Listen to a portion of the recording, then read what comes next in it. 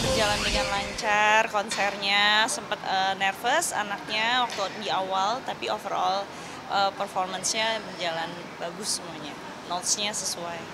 Ini tuh performance pertama Stara atau seperti apa? Ini kebetulan tahun keduanya Starla perform solo performance. Mungkin persiapannya seperti apa sih nih seragamnya Stara menghadapi ini semua gitu? Yang pasti banyak latihan ya, dan aku ngakalinnya itu adalah ketika tiap kali dia, dan hampir tiap hari dia pasti minta main gadget, karena kan dia hobi ngegambar anime kan. Terus dia pasti minta untuk nonton TV kayak gitu. Itu setiap kali dia mau nonton TV atau dia mau main gadget gitu, mau gambar, pasti aku kasih syarat harus latihan dulu kayak gitu. Sempat ada peraturan seperti itu? Iya, jadi karena memang latihannya intens, bisa dibilang setiap hari. Jadi ya alhamdulillah lebih cepat untuk hafal materi ininya, performance-nya dia gitu. Tapi kan untuk seumuran Stara mungkin apa ya Kak, lebih sering bernausea ya, kayak bosennya. Iya, iya. Cara Kak sendiri gimana mungkin? Selain ada syarat seperti itu? Ya aku tanya dia maunya gimana. Tanya maunya dia apa gitu. Kecuali memang dia lagi sedih atau dia lagi merasa demotivate, ya kita harus memotivasi dia lagi, harus ingatkan dia lagi di awal ini kan dia yang minta kan gitu. Jadi ya harus dia yang menuntaskan lah apa yang dia inginkan di awal. Berarti Stara sendiri udah maksudnya terlihat bakatnya di dunia musik juga ya Kak ya? Iya, alhamdulillah. Kemarin juga sempat dengan Kak Vito nih, seperti apa sih itu mungkin pertemuan kalian dan sebagai co-parentingnya itu seperti apa cara kalian kerjasama? Aku sih paling cuman ini doang ngasih tahu bahwa Starla ada konser, ada recital konser, dan aku nge-forward undangannya aja gitu ke dia. Ya alhamdulillahnya beliau bisa dan hadir. Jadi ya alhamdulillah lah gitu masih bisa menyempatkan waktu untuk anak gitu, karena memang sebisa mungkin sih kita berdua untuk berusaha hadir gitu di tiap momen yang memang krusial gitu untuk anak-anak. Salah satunya ya recital konser itu tadi. Itu kan menjadi salah satu memori yang baik gitu loh.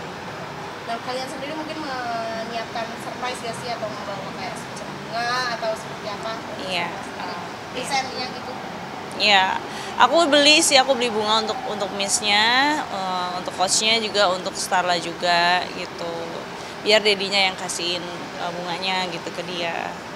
Dengan adanya pencapaian ini mungkin ya kayak kakak sendiri seperti apa mengapresiasi Stara? Ya udah pastilah kita sebagai orang tua bangga, dan aku selalu afirmasi ke dia bahwa aku bangga sama dia atas apapun yang dia capai, meskipun sekalipun dia nggak punya apa-apa untuk dipuji pun dia tetap anak aku tetap sayang dia. Aku selalu ngasih afirmasi itu sih ke dia. Jadi istilahnya dia nggak perlu berusaha untuk menjadi sesuatu, untuk menjadi spesial, untuk bisa dicintai gitu.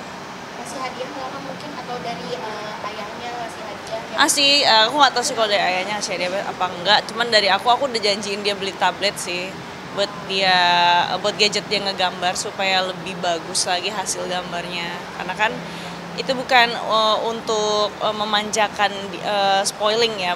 Spoiling itu kan maksudnya memanjakan dia untuk merusak dia gitu kan. Tapi kan untuk membangun dia punya hobi gitu. Yang mana ya kita nggak pernah tahu lah nantinya ke depan apakah itu nanti jadi salah satu profesinya dia kah gitu. Berarti berusaha memfasilitasi. Iya dong.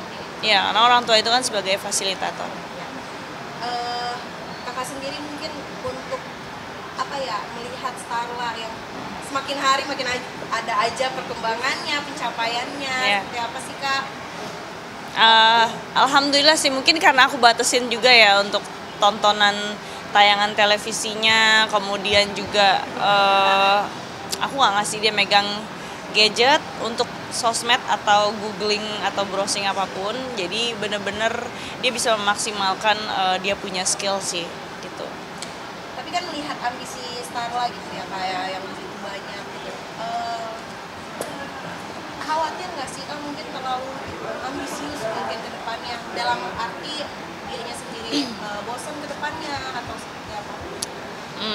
Enggak sih, karena kan semua hal itu kan memang dia yang minta ya, bukan karena paksaan dari aku atau dedinya gitu. Jadi ya itulah gunanya kenapa aku membiasakan komunikasi dua arah sama anak, terutama ketika mengambil keputusan. Aku selalu menanyakan pendapat mereka karena ya supaya ketika mereka di tengah perjalanan mereka merasa mood swing atau lagi down, ya aku bisa mengingatkan bahwa ini semua ya pilihannya mereka dan mereka harus tanggung jawab untuk selesaikan.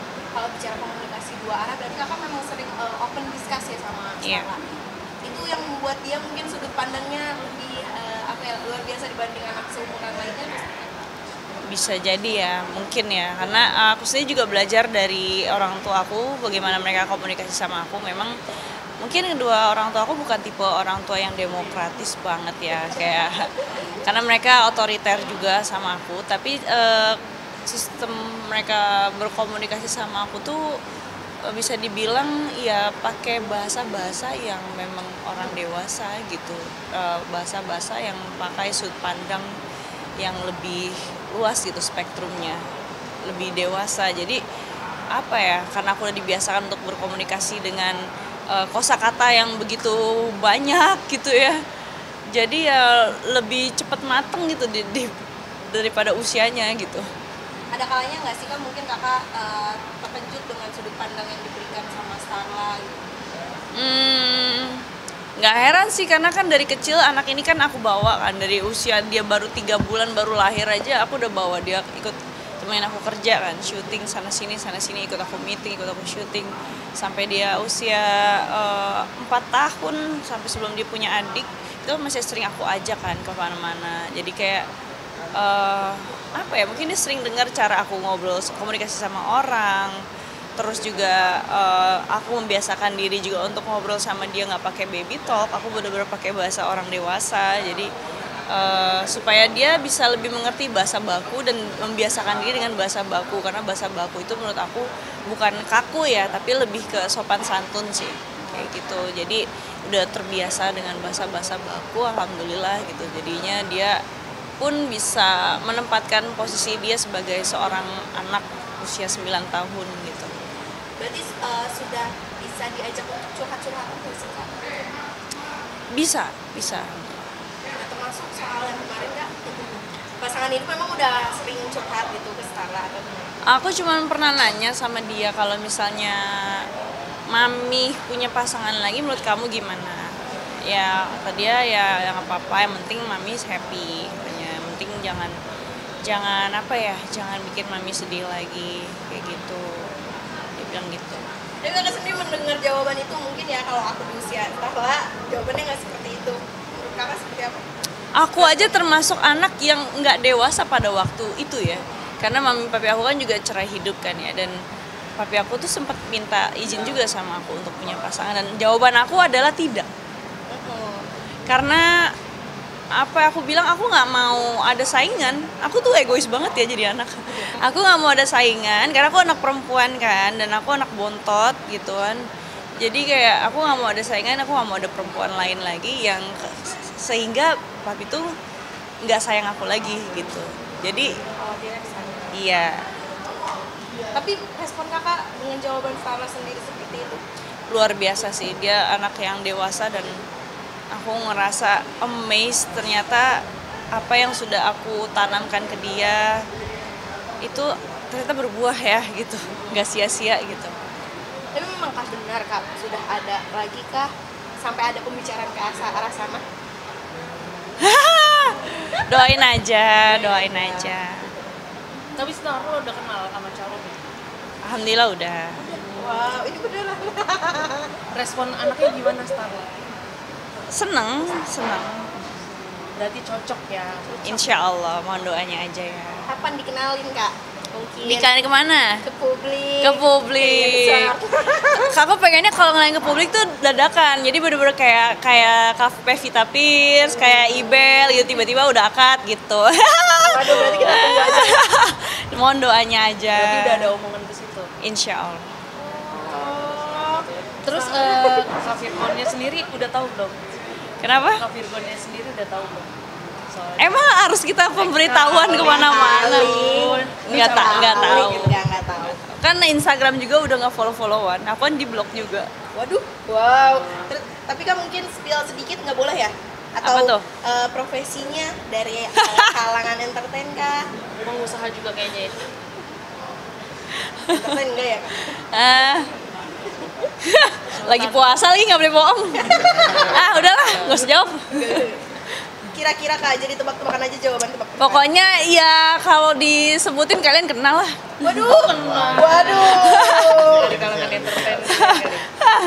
Tapi udah ada target Kak mungkin tahun ini, tahun depan. Wallahu alam, pengennya secepatnya lah. Karena ya lebih cepat lebih baik kan.